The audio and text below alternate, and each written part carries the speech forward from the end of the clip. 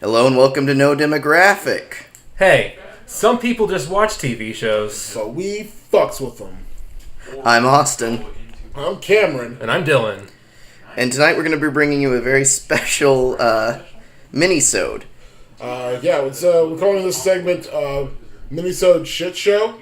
It's where we attempt to watch a terrible piece of television, like a pilot that never got put into mass production, or like a TV movie that should never have been made, and just try our best to get through it in as quickly as amount of time as possible. Another special thing about this is that these two have been drinking for a while. I've been drinking for a little bit. This is the third time we've tried to do this intro. And so far this is the best one, so I think we're going to keep going. We've got two other drunk people in the house playing video games in the background. Yep. Say hi. I'm not drunk yet. So if you hear any profanity. In the background, that's not us. We're fucking professional. So additionally, along with this, as we continue doing this, Austin and myself will be taking shots every 10 minutes as we talk about this abysmal piece of television. So what are we looking at today, Dylan? We're looking at the 1978 Doctor Strange TV movie. Oh, I'm so excited. The reason we're doing this is not just out of no reason. The Doctor Strange movie is currently in theaters right now. Me and Austin have seen it. We really enjoyed it. It was really pleasurable. Dylan still has not seen it. I think we're going to have to invite him out to go see it one day. It's great. It's one of those movies that I think, like, of all those Marvel movies, there are like a select few great ones. This is one of them. I'll say that late summer Marvel movies like Ant-Man, Guardians of the Galaxy, Doctor Strange now, really good the last couple of years. I don't know. I think they take a chance on like the late summer stuff. Oh, yeah. That's what they're doing. But yeah. I mean, Ant-Man was so good. I like Ant-Man. I haven't seen Ant-Man either. Well, let's... It's not TV, so it's not required for this. Yeah, True. Well, let's talk about the Doctor Strange television show. I was totally unaware that this existed before we talked about it. AD, our intrepid investigator, researcher, and TV knowledge hound, brought this to our attention and said, "Hey, we should probably look into this if we want to stay relevant." And I was like, "Yeah, that's probably a good idea." And then I watched the show. So, AD, what do you want to talk about first? Well, first I want to talk about how me and you are about to take a shot. Yeah, we are. Yeah. We need to take some... L'chaim. I guess. There's not enough alcohol to make that TV pilot good. Let's start off by saying that. What are we drinking tonight, Cameron? The Ducky Deluxe. The drink of men. The poor men. Oh, man. So, this Doctor Strange TV pilot was something I had heard of and actually seen on, VHS tape back at one of the first comic book conventions I attended. If you guys have ever been to a comic book convention, you always know there's that one booth that's selling, forgotten media. And obviously they have a special place in my heart, and these two probably as well. Absolutely. Yep. If you guys ever want a hard copy of the Ewoks television movies...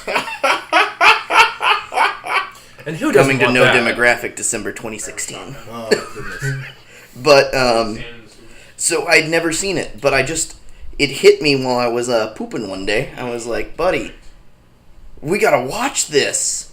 And I sent a message to the group after finishing my business. We got group chat. Yeah, we got a group chat. We're all professional. Yeah. Well, we made sure to keep in contact with each other literally once of every day. Yeah, we have not gone a day without talking since this started. It's great. But anyway, I sent it and I was like, hey guys, this exists. Sent a YouTube link and I was like, we got to do this now. But, so the 70s were a really weird time for Marvel. 70s were a really weird time for America in general. Like, American pop culture in the 70s is just, it's... I don't know how to describe it other than, imagine every version of a dad and every version of just misogyny, and then put that in a psychedelic trance with way too the much 1970s, the high dad decade. Just a bunch of dads on cocaine and LSD. So, Anyways. this pilot actually premiered on the block with, God damn it, I can't do history during the shit show mini shows, guys. You don't even have to. But I need to. It's so important to talk about that this premiered in the time slot for Spider-Man and the Incredible Hulk. Oh, In the time slot. Yes, because it was like, we're bringing in a third show. We're making a cinematic universe. Because we're going to get to how this was a cinematic universe. Because one character from this terrible TV movie showed up in the Hulk and Spider-Man. Which character was that? We'll get there. Oh. Yep. Little teaser. Get the feelers out there. The whole thing. So this they were trying to expand. They wanted a full 2 hours with Marvel shows on Thursdays, which if you guys know anything about TV, Thursday nights, big time slot. Incredible Hulk was doing really well. Spider-Man not so well. Probably a future episode actually. But they wanted another powerhouse, and Doctor Strange was really popular in the 60s and 70s. I imagine so. If you've ever read a Doctor Strange comic book, it's essentially like a psychedelic trip set to like a pretty exciting like adventure novel. So Doctor Strange was actually created by Stan Lee and Steve Ditko, the guy who created the same team that created Spider-Man. Mm-hmm. But strangely enough, this is one of the few times that Stan Lee doesn't take full credit. He said, "No, Ditko created all of Doctor Strange." And if you look at the art of Doctor Strange, it basically is his baby. Oh yeah, no, it was according to Stan Lee, Ditko gave him a finished comic with the art and like a loose story, and said, "Hey, fill in these bubbles for me." But I've never tried that. Doctor Strange really popular, and this pilot flopped. This pilot did not do well at all. It is it's a stain on like the history of Marvel cinema. It's terrible. It's honestly one of the worst like pieces of media I've ever seen. Yeah. So let's talk about it. So minute 1 of this pilot, we get 2 paragraphs of useless text. It's like, hey, magic's a thing. Sometimes they're sorcerers. It's like, imagine like the crawl from Star Wars if it gave you literally no information, no context for what you were about to see, and actively made you uncomfortable. The equivalent is, space exists, and we got wizards in space with laser swords. Let's see what's up. Yep. Yep. Yeah. And like from then on out, it takes this. It devolves into just some of like the worst like things I've ever seen filmed. Like one of the things I remember is there is a claymation devil. Oh, buddy, Dormammu, because it's Dormammu.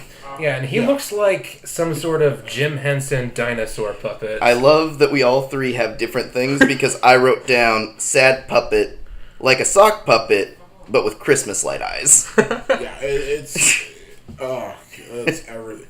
Like the best way I can describe this pilot, it's like everything you hate about Clash of the Titans and Taxi. Like just nothing good, but strangely absurd. You could not mistake this television movie for being at any other point in history. It starts out, and it's... the mustaches and the music look like they came on the set of Debbie Does Dallas. Like they were just given out for free. Yeah, it was like, hey, we're filming Debbie Does Dallas, everybody's got to have a mustache. It's 70s pornos, like, just stashes all around. Yeah. And absolutely... The music is, I think, a friend of ours, Patrick, who's actually playing video games in the background right now, described it as, like, the 80s and the 70s trying to fight each other for dominance at the same time. It's just synth and, like, porno guitars. Yeah, he said that somebody had found they'd just gotten a new synthesizer and were trying to get their money's worth. Yeah, so it's not... So, what can you tell me about the story, Dylan? Mr. Soberman, get us back on track. This movie is Doctor Strange. Emphasis on the Doctor, because he doesn't even encounter magic for the first 50 minutes of this 90-minute movie. They spend so much time establishing him as a doctor, and establishing what kind of doctor? A philandering womanizing doctor who always shows up to work late because he's out. Off with some dame the night before. Okay. So the first scene you see Doctor Strange is a scene where he's talking to, like, I guess it's supposed to be like his best friend, but also kind of love interest. Like, she's the one that'll stick around no matter what. Mm-hmm. And she says, "I can smell her cheap perfume on you." She's the Rosario Dawson. Yeah, the Rosario Dawson. She's night nurse. She's basically night nurse. Yeah. But she's like, "I can smell the cheap perfume on you," and he says, "Of course it's cheap. I bought it for her." And it's just, I was expecting like the bow chicka wow wow. Like it's just like it is so terrible. It's the most inane parts of sexism in like every like line he delivers, and like he's just actively sexually harassing all the nurses at his station. They're just like, oh, it's the 70s, so women don't have rights, right? And I'm surprised he didn't slap an ass and say toots and twirl his amazing mustache. I would not have been out of place. And by the way, you should be picturing Geraldo Rivera right now because Doctor Strange looks just like Geraldo through this whole movie. So, the movie starts out, though, with, you don't even see Doctor Strange for the first 20 minutes, almost. Because you get the Master, which, by the way, people are all mad about us whitewashing the Master in the newest movie. Oh. You have no idea of whitewashing the Ancient One until you've seen the Doctor Strange 1978 pilot. He's literally like everyone. He's a white granddad with a Asian butler who helps him around his secret lair. If Colonel Mustard had a whiter father, that would be the Ancient One. And so I guess there's like, for the new Doctor Strange movie, I guess there's some precedence in that. Like making an ancient Celtic sorcerer as opposed to a Tibetan mystic. But anyway, he's like, Morgan Le Fay is returning. No one on Earth's ever heard of Morgan Le Fay. Morgan Le Fay, by the way, played by Jessica Walters, bless her heart. Beautiful in this movie. Absolutely beautiful. She's so stunning and so wonderful. And I mean that about her appearance and her acting. It's like, if there was one person who knows how to act in the entire movie, it's Jessica Walters and Morgan Le Fay. Yeah. And I'm so glad that there was one human being who made it through this entire endeavor with a career, and it's Jessica Walters. Yep. Thank God. But he talks to Wong, which if you guys don't know who Wong is, that's Doctor Strange's servant, but also friend. It's a weird situation. Alfred. He's Alfred. But Wong and the Ancient One are like, "Oh man, she's coming back. This is terrible."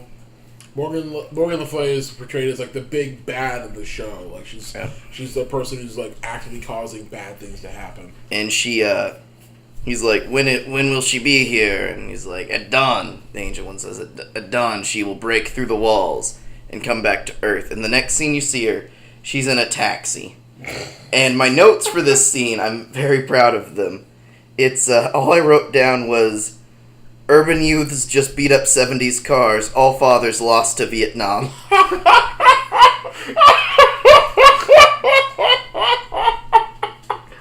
Oh, it's terrifying. But then it's just literally like, they're like, hey, let's just like show everybody what we think about black children in like the 1970s, and just got like a gaggle of black We kids. weren't there. Maybe shaking cars was all they had. They didn't have Twitter or Facebook. It was just shaking cars. Let's go out. We gotta shake the taxis. Shake the taxis. And they were asking her for money, trying to shake her down. Spare $1. You know you got it. Let's perpetrate a bunch of like racist myths about black children in the 70s. No, I mean like this. It's whatever. But no, like Morgan Le Fay is in a taxi, just like what was it you said about her staff? Also, we can see her teleport later on. Why is she in that taxi? I don't know. Why is this movie? Why does this thing exist? Oh, because Stan Lee really, really wanted to do Doctor Strange.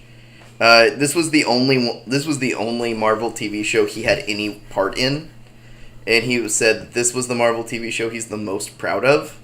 I think this was when Stan Lee started to lose his mind. Look, guys, I love Stan Lee, But at a certain point, it was like... From like 70... Hey, true belief. Like, he started being more of a mascot than an actual person. He Flanderized himself. Yeah. Yeah, like, from like 70... I want to say like 75 to like 80-something. Basically. Stan Lee essentially just becomes like a caricature of Stan Lee. That's when he becomes the Excelsior spouting like maniac that we enjoy today. But, so the next time you see Morgan Le Fay, she's just got these feather arms. Like the most 70s, just her coat arms are like feathers. If I hadn't known this was in the 70s, I would have thought, man, Morgan Le Fay's a bird person. She is like the most disco drag queen that ever like existed. I love it. And then you see the master, and he's looking sharp. Because when you're doing morning magic, you gotta look your best. He's like... He's got the widest 70s tie. Absolutely fantastic. Yeah, it's one of those things where like do you want to talk about the fashion for a second? Because the fashion is... I mean, the fashion's late 70s going into the 80s. Like, you're seeing shoulder pads, but they're not too in your face yet. It's just... Everyone's in, like, a three-piece suit no matter what they're doing. Yeah, I mean, it's a good. Shots. Oh, God. So, Dylan, talk to us about the first confrontation between Morgan Le Fay and the Ancient One. Oh, man. Lots of fire hands and staring. No, there's no fire hands. No fire hands in this scene. There's the mind control. Mind control. Oh, that's confrontation. Yeah. Okay. Morgan Le Fay has like stared at this young woman, and you're not really sure what's happened. Like all the magic in this movie is either fire hands or staring. That's it. She stared at this woman in a bookshop. I think it was a bookstore. Yeah, she was like half price books. What am I, a peasant? Yeah. She stared at her through a mirror. I think it was. It was. Yeah, and then she confronts the Ancient One on a bridge, like an overpass, and all of a sudden the woman who she stared at earlier comes up and she throws him off. She gives him a double titty twister. Is that what it was? Yeah, it was a double titty twister off the bridge. Mm-hmm. One story falls, the Ancient One's only weakness. And then he gets hit by a car, right? He got hit by a car too. Yeah. And this guy, where the audio is so terrible, it has to be dubbed over. Yeah. He's like, man, I didn't see you. Yeah. Another person who was watching this with us made a great comparison for that guy who hit him with the car. He looks like an African American version of Jason Lee from My Name Is Earl. Like, It's so accurate. like mustache, like mange of hair, like super great fashion choices. Like it was totally on point. Also, the audio, even for the 70s in this, was fucking atrocious. No, it is like someone recorded this in there with like no microphone and just had everyone Like us last week. Yeah. Yeah. Thanks for putting it on the tape, Austin. Unlike the mic last week. Oh. I hate both of you. Let's keep going. Is it getting cold over there with all this shade? God. Anyway, Minisode shit show! Minisode shit show. Where we insult everybody. shit show! Oh, man. Anyways, what are we talking about? What? We're talking about Doctor Strange's 1978 movie, I don't even TV know movie what's pilot. How? So here's the thing. After this point, the woman starts to have dreams. I'm getting drunk recall right now. It's okay. I got this. I believe Good. in you. The woman starts to have dreams about... Oh, she goes home and she's really shaken. And she's sitting there in her home. And I don't know what's wrong with the 70s. But her stove is so small. It's one of the few things I took away from this movie. It's like is the 70s must have been terrible because you could not fit nothing in that stove. Like it looks like what you would imagine like a divorced dad's like stove to be in like a terrible rat apartment. Yeah, like it's like the width of a microwave by 2 microwaves stacked on top of 4 microwaves. It's like I wouldn't. Tell me I'm wrong. Like I've never So measured. it has the volume of 8 microwaves. No, it has the. I guess. So. I've never been able to like accurately measure things by microwave in town. Thank you. It does depend on the microwave. I mean, my microwave. They know what my We're talking- microwave we're looks talking- like. Clearly. We're talking 750 watts max. Oh god, yeah, no.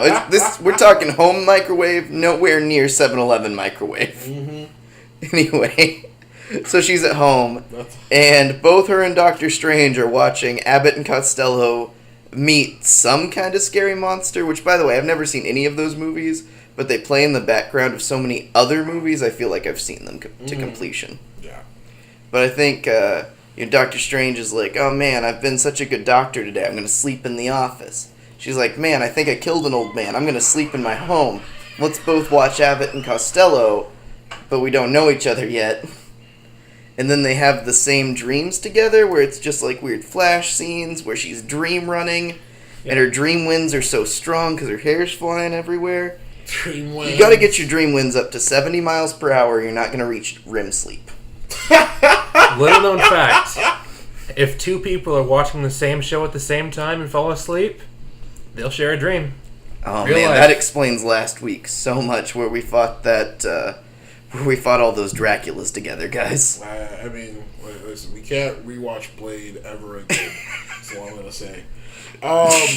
Just gonna give you an example of like some of like the absurd things that go on here. Like, one, Jessica Walters consistently outpaces everyone in acting, and not just because Jessica Walters is fantastic and great, but because everyone else reacts with at least a 2.5 second delay to any emotive thing. I think there's a moment where She realizes what she's fucking in. yeah, like she stops caring. But there's also a moment where Doctor Strange is talking with the Ancient One for one of the first times, and the Ancient One says, "You're a wizard, Harry," and which Stephen Strange just goes, "What?" Like, it's not. You almost forgot what magic comes from in this universe. Oh yeah. Sexy old man hand. So the Ancient One apparently, through his like mystic hand gestures, just like crinkles up his fingers at the ladies, and they just. But they look like they're in the throes of like ecstasy. I guess it's supposed to be like mean like he's like controlling their minds, but it's just like it looks like they just had like the most amazing sexual experience of their entire lives. And that's why I support the idea that like this was probably a porno with the sex scenes like cut out of it. It's like a creepier Obi-Wan hand wave. Just Imagine any screenshot of Thing from the Addams Family. Yeah. Yep. That's No, it. That's it. That'll do it. But, so yeah, the Ancient One comes in. It's your wizard Harry, and the Eye of Agamotto. The Eye of Agamotto, which is like the one constant thing in every Doctor Strange thing, is actually his ring that his daddy gave him. Yeah, with the little not pentagram on it. Yeah. The 70s, we still have to pretend that this is like a show that like Christians can enjoy, not pentagram. We're then met with possibly the only redeeming scene in this entire film. Doctor Strange is tasked with taking down Morgan Le Fay, Jessica Walters' character, by the Ancient One to. Well, he has to save his patient because it's Magic House. Magic House MD. Because this other most unorthodox doctor, like the one who's just really uppity. Mm-hmm. Think every doctor in Patch Adams who tells Robin Williams to calm down. That's what this doctor is, and he says, Your patient refused medication? Most unorthodox. And gives her a tranquilizer, and Doctor Strange's like, no, that was the one thing she was scared of. You asshole, people don't need sleep. Doctor Strange is also a really bad doctor in this, but... oh my god, like, if he was my doctor, I would have sued him in like 5 minutes. But we'll get into why no one can defeat Doctor Strange in the courtroom, in the bedroom, or in the astral plane later on. So anyway, God, fuck, where was I? I don't even know, man. You're a wizard. You're a wizard, Harry. You're a wizard. Oh, yeah, and his patient, he gives her the tranquilizer and doesn't realize she's going to go to sleep because he's a bad doctor. And... What did he say? He was like, I know... Tranquilizers aren't... sedatives. Yeah, I'm a good doctor. Which I'm pretty sure tranquilizer and sedative are like... If I look them up on thesaurus.com, I think they're like synonyms. Maybe. I don't think they're like sedatives probably are a little less temporary than a tranquilizer, but I mean it's functionally the same thing. But anyway, so she passes out, and then she goes into a coma, and Doctor Strange is like, best doctor, and the most unorthodox doctor comes in and says, blah blah blah blah blah blah blah, which is translated to, oh my god, you're so good at your job. How could I have ever doubted you? You've proven yourself as a doctor. So, And he's, get out! And he goes to see the Ancient One. And then at that point, Ancient One explains to him the astral plane. He's explaining to him how magic works, and then I'm explaining Dr. to Cameron Strange. how shots work. Hold on. And then Doctor Strange is like, okay, when does this begin? And then the Ancient One says, now. And And there's some this very Geralt, 70s effect. This like a Geralt- reverse of the gun barrel from the beginning of any 007 movie. this Geraldo Rivera looking motherfucker, just his eyes get so big and like leans his head back, and it's like someone shot him with a shrooms bullet. Like it's just leaning back, and then he's in a dream tube. he's like the Tuttle from like Willy Wonka and the Chocolate Oh Factory. my god. Only like experienced by Geraldo Rivera, and with absolutely no There was stuff in Al Capone's vault. Thank God. no sense being going on at all. It's terrible. But he ends up in hell. That's the best way I can put this. He somehow ends up in hell, where he has But they don't call it hell because it's 70s TV. and they have to appeal to their base or whatever. Oh, before he leaves, the Ancient One, though, the Ancient One goes, hey, if any demons try to mess with you, you just say... I don't remember. It said like some... You say the magic phrase, which is... Yeah, the magic phrase, which is... Alright, so he says some magic words that I said before, but they're going to be cut out of the podcast. Don't worry about it. Anyway... Thankfully, it wasn't insulting to women this time. Take from that what you will. He ends up in Hell Dream World, where the winds are still so strong, everyone's getting REM sleep. Can pick up from there, Cameron. So he's in Hell Dream World. He says the magic words to the demon that makes him like run in fear. And then he proceeds to... Oh, what about this demon? You had some great comments about this demon. So this Balthazar. Balthazar, or whatever this demon is called. Glablawop. Bobble Bobble. This demon literally looks like a gimp on a horse. Like a dude in like a full gimp suit on a horse. Like with like the full leather and like a weird mask that like obscures his face. I can't describe... Like, someone put a human being in a sex suit on a horse and put it on television. Can I also mention we're an hour into this hour and a half long movie, by the way? Yeah. This is an hour and a half into it. And there's literally been no real plot or answers for anything that's going on. Just learned about magic. The doctor part is now over. The strange part begins. Dylan gave a great analysis when he got here. He said this movie is 2/3 Doctor, 1/3 Strange. So he's still in hell and he's trying to figure things out. Well, no, he sends the demon away. Then they grab hands and they ride back to Earth. Yeah, so he grabs And hands with Peter his Pan patient. and Wendy. Yeah, like Peter Pan and Wendy. They go through the dream tunnel. After he says the magic words to drive the demon away. Exactly. Yeah, which we don't remember what they are, but they're not about Space in the Jam. name of Rylor. In the name of... Rylor is a god. Doesn't any of this actually Anyway. matter? Does any of this actually matter? No, we matter, obviously. Well, no, we matter, but this actual, this pilot is hot garbage. On that note, I just want to point out that Dormammu then says, "Why couldn't you defeat Doctor Strange?" And this is the only thing that turned around the pilot for me. You want to know why Morgan Le Fay could not defeat Doctor Strange? Because she wanted to fuck him so hard. She was literally, like, her entire thing was, like, she says, "I tried to attack him, but I was a woman. And I'm still a woman, and I long for a man's embrace. I've been lonely for 800 years. Like, how did this happen in, like, the history of humanity? In my notes, I wrote down, their plan would have succeeded if they had found someone who didn't want to boink Doctor Strange, but that's impossible. Everyone wants to boink Doctor Strange. It's the 70s. By the way, every man in this show at this point, besides the Wong. Wong has a mustache. He does. Oh, okay. Every man in this show at this point, and I wrote down in my notes, every man has a mustache. And then I see a male nurse pushing someone in a wheelchair without a mustache, and I said, that's an ugly woman. Because I could only assume without a mustache. That's the only way to tell the true difference. Where are we at?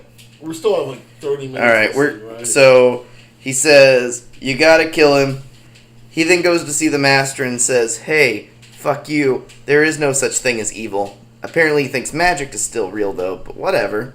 He then is walking out and there's this cat and he says, oh man, obviously this cat on the street belongs inside of this house. Picks up the cat, puts it in the house. It's Morgan Le Fay. He goes on a date with the girl. She's like, hey, could I get you anything? And he says, how about a hot bath? And she says, how about a cold beer? And then we cut back to the Sanctum Sanctorum.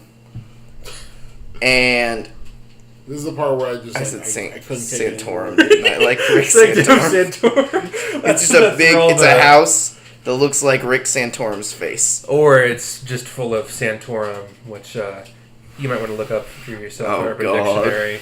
Anyway, so we're treated to Morgan Le Fay, just housing people, just going through like kills Wong instantly. Just like in like the most honestly, this is probably my favorite part of the movie. Just like shocks Wong's soul to death and then lights him on fire. Yeah, but doesn't actually light him on fire. It's like a ring around him, and it's like actual fire. So this actor had to sit there while someone threw a ring of fire around him, and that's. Close, still looking sharp though. Wong, well dressed in this. Wong is super well dressed. He's the most immaculately dressed of anyone in the show. Also, the only competent character in the entire series. Because it's a TV movie, I'm going to say entire series. Oh, fair enough. So anyway, there we are. Wong's down. The Master's up in a incredibly poor choice of wardrobe. He looks like he's eating clan robes. He looks like a grand wizard. He looks like the grandest wizard. The hood is too white and too pointy. He's the sorcerer supreme of the Ku Klux Klan. Oh God. Anyways, so he's in his he's in his festive garb. And with his festive lining. Because when it's nice callback. Hashtag Festus lining. Because when it's night, you wear your magic clothes. During the day, you wear your finest clothes for a magic fight, but at night, you wear your magic clothes. So, then proceeds the most epic magic battle in the entire movie, where Morgan Le Fay and the Ancient One just point their hands, fingers extended at each other, for 10 seconds, and then the Master falls over dead. The fire hands. The fire hands. Good magic is yellow. Bad magic is red. So then Doctor Strange sees his lady fall into a coma. Morgan Le Fay shows up, and she's like, I'm really into you. There we go. I think we could make this work. Let me give you some gold chains and a cool Doctor Strange outfit. And then let me kind of take off my clothes, but then not really in a next scene. Awkward dry humping. Hey, here's the Master. I've painted his face white. Crucified him on a tree. Isn't that cool? Give me your ring, and then we're good to go. And Not an exaggeration in the least. No, I mean, I'm giving pretty good play-by-play, I That's think. basically, like, almost point Dylan, by point. you're the sober one. Did I miss anything? It's got that typical 70s kiss and turn away really quickly. Oh, yeah. With the dramatic camera angle. Yeah. And so the climax of the movie is him turning her down for sex, screaming the word master. They come back to New York. Morgan Le Fay gets turned old by the sad clay sock puppet. And she gets turned old by the sad clay sock puppet. She goes, no, may or may not be naked, by the way. It was hard to tell. We did watch this on a rip from a Betamax. So, and who knows? Yeah, I said that it's kind of like clouds. We all see what we want to see in it. And it comes back to New York. Doctor Strange is like, oh man, this is great. The Master's okay. Wong's alive, which, that's about the only thing I cared about at the end of this. Wong can't die. No, Wong can't die. He longs for death, but cannot die. He wongs for death. He wongs for death. So, Wong comes in, and they're like, hey, Stephen Strange, even though you just learned about magic 10 minutes ago, you gotta be the Sorcerer Supreme. Don't worry about Wong. He doesn't deserve it, even though he's been studying under me his entire life. Yeah. And because you can't have an Asian Sorcerer Supreme. Not in the 70s. Not or even the now. 2000s. Or the 2000s. Anyways. So, Doctor Strange becomes Sorcerer Supreme. well, you gotta remember, the voice from God comes out. It's like, you're Sorcerer Supreme. Yeah. A giant candle comes out of the floor. It's big and... It's big and cubular. Mm-hmm. Changes Doctor Strange's clothes. Into, like, Christian Jesus, like Superman. I loved what you said when we were watching this, and you were like, that looks like a minister at a church camp trying to get a hold of the kids who really like the comic book movies. Yeah, basically. He's got a big starburst on his chest. He's Captain Episcopalian. not the candy. Not the candy, but the symbol. And the Ancient One collapses, and then Wong tells him what his responsibilities are, and I'm going to pass this off to you. His responsibilities are essentially to just, like, be so... I don't remember. Kid with a gun. Oh, yeah, no. Like, you don't know how to use your powers yet. You've just gotten them, so you're a kid with a gun. Also, looked it up. Apparently, there have been, like, 23 kids killing people with guns who just randomly got them this year. So, like, officially, like, the kids with guns have this year killed more people than this TV show killed careers. So, I thought that was funny. I'm high-fiving a million angels for that joke right now. I'm just saying. Anyways, so we get the last bit of this TV show. Doctor Strange decides to go out into the world, goes to Central Park, watches a magic show. This dude looks like Davy Jones from the Monkees, is performing, like, just, cheap parlor tricks, pulling rabbits out of hats, turning flowers into wands, doing all sorts of dumb stuff. And Doctor Strange is like, hey, you know what I am? Sorcerer Supreme. Decides that mid-trick, this guy's going to, like, he's going to change his trick to something awesome. So he's like, I'm going to pull out some flowers out of this scarf. And it turns into a bird. Like, he just turned one magic trick into a different magic trick. He also created life. Like, let's also talk about that.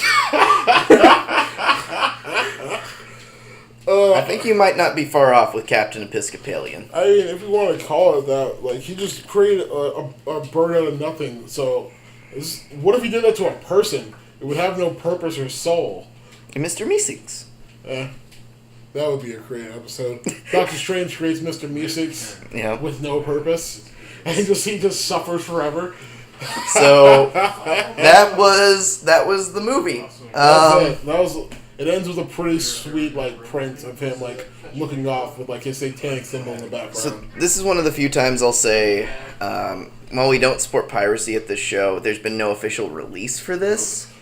You can find it on YouTube. You can't find it anywhere. Go watch it on YouTube. Like, see it with your buddies. See it with your pals. I guess this is... see with your enemies. I guess this is the point.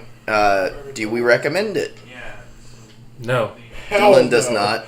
Hell no. I recommend it with all my heart. It is... Because as soon as he falls down that dream hole, my one note for that is I take back everything bad I am going to say or have said about this movie. It is worth it for literally all of 4 minutes, and that is it. The rest of it is just hot garbage.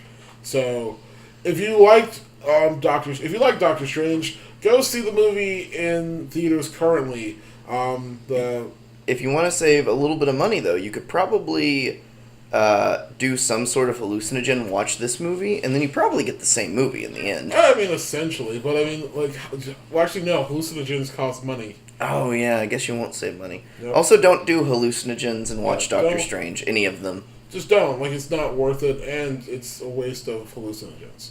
So, I can't recommend the show. AD recommends it out of, like, some obscene hatred of, like, people.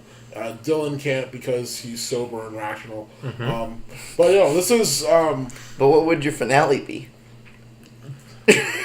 like, Jessica Walters, like, shoots everybody in the head and just says, I wish I would never have done this. That's my finale. Dylan, what's your finale for this? My finale is... I don't know, he gets his hands chopped off. He can't do magic anymore because he doesn't have hands. No old man, sexy hand magic. Yep. Alright, you guys want to know mine? What? Alright. The 70s TV Avengers. You got Captain America from American Son. You got Lou Ferrigno from The Incredible Hulk. You got whatever that guy is from this Doctor Strange movie. Spider-Man, Geraldo Rivera. You got Spider-Man. You got Daredevil from the Trial of the Incredible Hulk. And you've got Thor. Stanley, and you've got Thor. And it's the mid-70s Avengers. That would be the ideal pilot. And I'm so glad it didn't happen, so we were allowed to get an Avengers movie. Please, God. Thank you so much.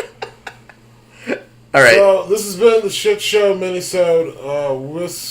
Maybe we'll put it out. We might put this out. I don't know. We'll figure it out. This is a little bit stranger than we initially thought. A little bit Doctor Stranger. I've been Austin. I'm Cameron. Dylan. And thank you for liking this. Please subscribe. Oh god, to you the guys page. have been so great. Like, the response we've received. But I appreciate you all for being here with us for the past couple of weeks. We're gonna keep putting out new podcasts, ones when we're actually sober and planned out. So if you like this, you'll like some of the other stuff we review. This has been No Demoraphic. This has been the Shit Show minisode, and we appreciate you. Bye. Goodbye.